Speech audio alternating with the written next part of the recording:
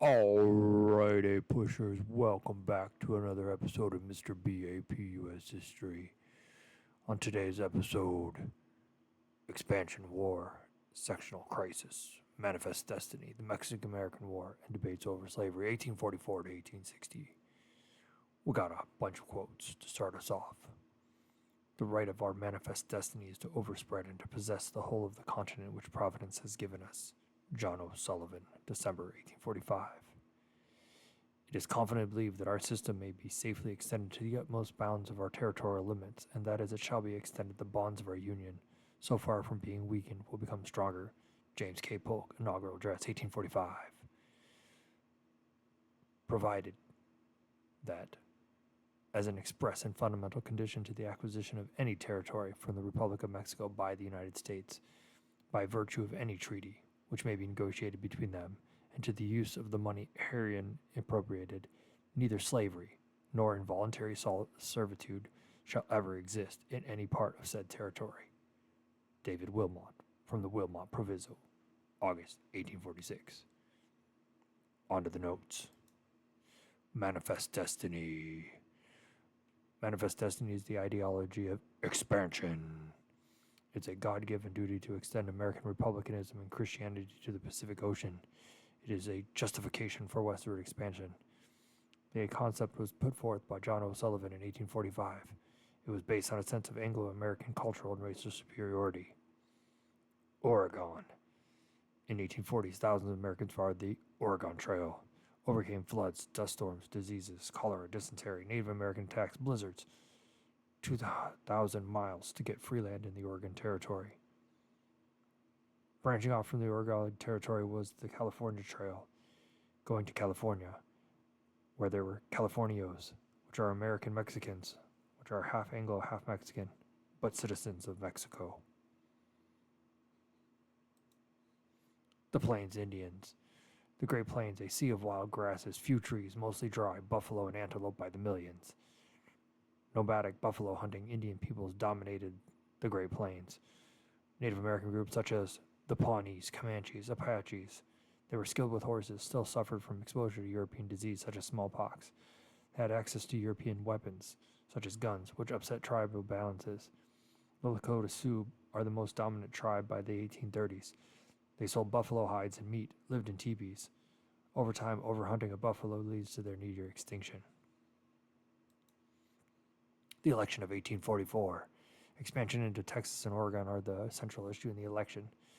Democrats choose a dark horse candidate, also known as a little-known politician named as James Knox Polk, a protege of Andrew Jackson. He took the nickname Young Hickory, comparing it to Andrew Jackson, who was called Old Hickory. He was an avowed expansionist. He ran under the presidential campaign slogan 5440, or fight. Jingoism, an aggressive nationalism. He was jingoistic.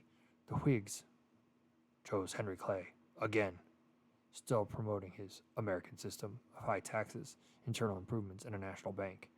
Supported annexation of Texas, causing Northern Whigs to refuse to vote for a new slave state and vote for a third-party candidate, the Liberty Party. This cost Henry Clay the election. James Knox Polk wins. Texas is annexed in 1845, leading to the Mexican-American War, 1846 to 1848. President James K. Polk attempted to incite a rebellion in California in 1845 and set the United U.S. Navy and an exploring party of soldiers to support it. Sent a diplomat to Mexico to purchase California for $30 million. Mexico says, "No way, Jose." Polk orders General Zachary Taylor to move U.S. troops to disputed territory in Texas between the Nueces and the Rio Grande. The clash between the U.S. and Mexican soldiers lead to President Polk demanding a declaration of war. Polk signs the Oregon Treaty in 1846 with Great Britain dividing the Oregon Territory at the 49th parallel, not the 54th 40 parallel. But still, adds a significant amount of territory to the United States. The American military successes.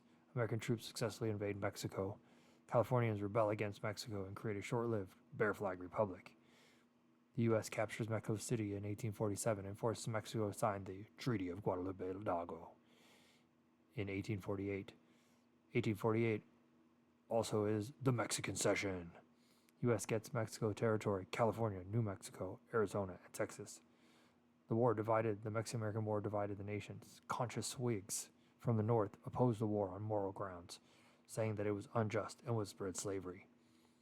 Henry David Thoreau, the famous transcendentalist, refused to pay his taxes that they went to support the Mexican-American War. And the conscious Whigs added the Wilmot Proviso, which was a proposed ban on slavery gained in the war.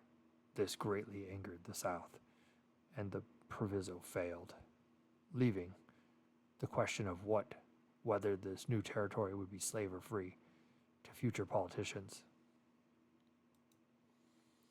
The election of 1848, the Free Soil Movement, a third party. The Free Soil Movement was formed. Their number one issue, anti-expansion of slavery. That was it. All they wanted to do is stop the spread of slavery. Slavery is a threat to republicanism, is what they argued. It was supported by famous abolitionist and former slave, Frederick Douglass. It was opposed by famous abolitionist William Lloyd Garrison because they viewed slavery as a moral wrong, and that it should be abolished everywhere, not just in the territories. The Free Soil Party nominated former President Martin Van Buren.